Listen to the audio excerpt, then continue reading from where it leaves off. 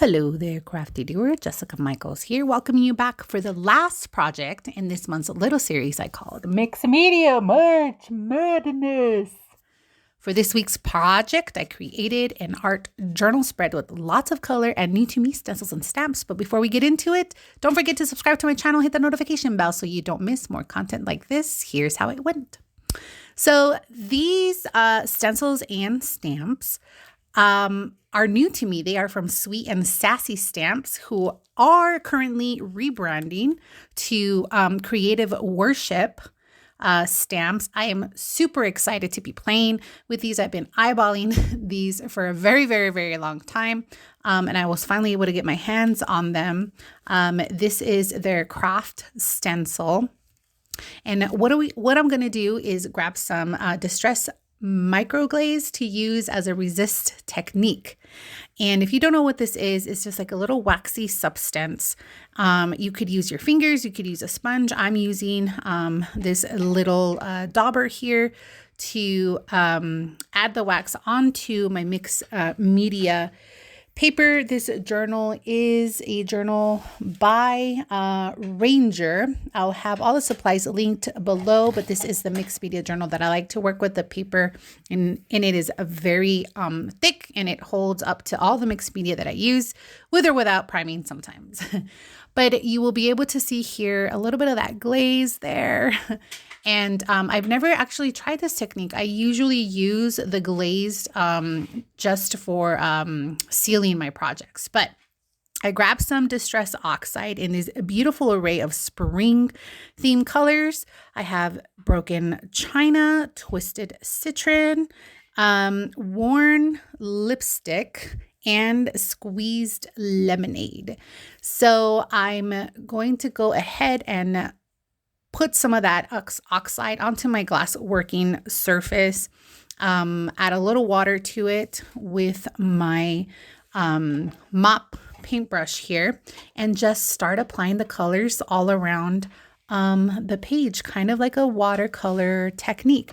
And you can't really tell yet until I add the squeezed lemonade, where I use that Distress microglaze, and you can see the resist technique, and the word that really stands out is the joy on the top there. Once I add the blue, you can start seeing the rest of the stencil come through, and I absolutely love it. So I continue just to mop the rest of the oxide all around my page, again in just sides. You can see my little one popping in here for a second. She was in the craft room with me.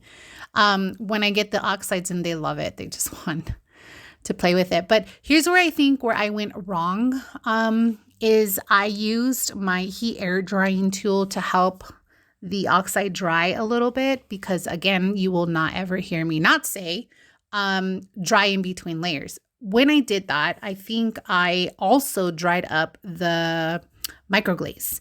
And from this point forward, the resist technique, the empty space, it started soaking up the rest of the ink here after. So it starts to kind of fade away, and I'm super bummed about it, but you trust the process and you continue until you love it. And what I like to do in my journal pages is I often just kind of do one page and then spread it, let it bleed into the other page, so that I learn from my process. So for example, in this particular project we'll all be doing here on the left someday is I will reattempt the resist technique with the microglaze and not heat it, do it differently next time. But here what I did was I just added another layer. This was splattering, and I didn't quite like how the splatters blended in to the watercolor. So I'm going to do some ink smooshing. And if you have followed me along at all, you know how much I love my ink smooshing. And I do that with every color, and I do it on top of its respected color. So pink on top of the pink, the green on top of the green, and so on and so forth. And you can really see how there is yet another layer. Technically, this is the third layer, but I'm loving it.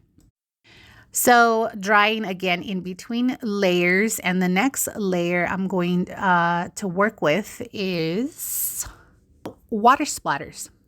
And this is just going to lift the ink and give you some just a beautiful contrast. So I let that sit a little bit and I get really excited. This is Corinne's from Sweet and Sassy Stamps, her Psalms 23 ledger background.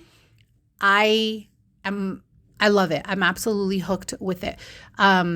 So after lifting the water splatters with my cloth and just kind of letting it a little air dry a little bit, I go in with her stamp and I added into every single color the same way that I did the splatters. So again, blue with the blue, green with the green. So at this point, I realized how the resist just didn't really come through. And so I am in love with her craft stencil, and I really wanted to highlight it in this project that was going to be my focal point. And so what I go ahead and do is grab the stencil again and then do the same thing that I did with my other layers and just grab every color and different sections of the stencil on top of a blend ink on top of its respected color. And I'm really liking how that is looking. Here I again add some water splatters to lift ink because I feel like in some areas I blended a little too hard with the stencil, and that helped to alleviate like the harshness of the ink. This is a stencil set by Vicky Boutin that I recently got my hands on, and to me. And then I grab some texture paste. And I want this to feel a bit grungy and distressed. I should say more distressed than grungy. So I just kind of organically spread some of that texture paste, and you can see that, you know, there's some areas that are not completely covered and they look kind of light, kind of thick. That's exactly what I was going for. So I decide at this point that I'm not liking the harsh lines in between all of the colors. So that was a quick and easy fix. I just grabbed my mop brush with some of that leftover ink that I have on my glass working surface. And then I kind of just, and it really helped to blend in the harsh lines, and I'm much happier with this.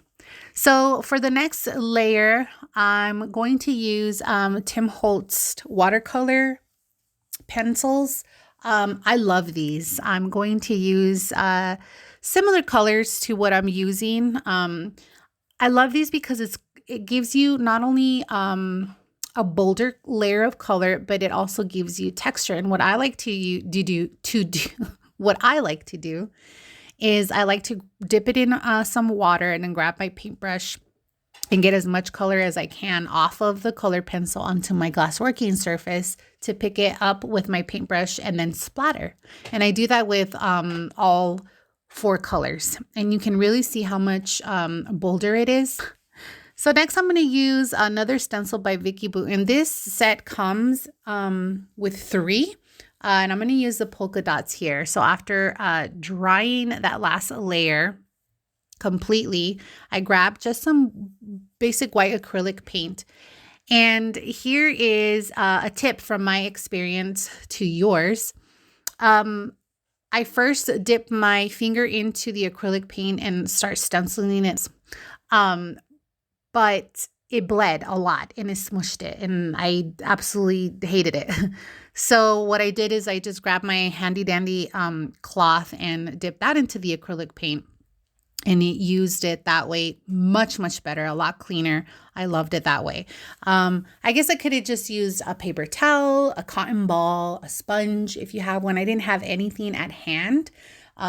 And I was just in the zone, and I didn't want to get up and, have to go to my bathroom or, wherever I had those things. And so my cloth worked just fine, and I'm happier with that result. So note to self. Next, I'm going to grab the watercolor pencils. They've been sitting there, so they're not completely dry, and it's easy to get that color onto the texture paste. And as I mentioned, it not only adds color, but it's also leaving texture. So I love this part. I think it really makes the brush stroke stencil pop out. And not only that, but it really makes each color really pop. And I love it. I love it very with. So now I'm going to use stamps, Flower Garden stamp set. I opt for the poppy. This one I believe is designed by Jennifer Nilsson. But it's still from A Sweet and Sassy. And I used my favorite black ink to stamp with the Versify.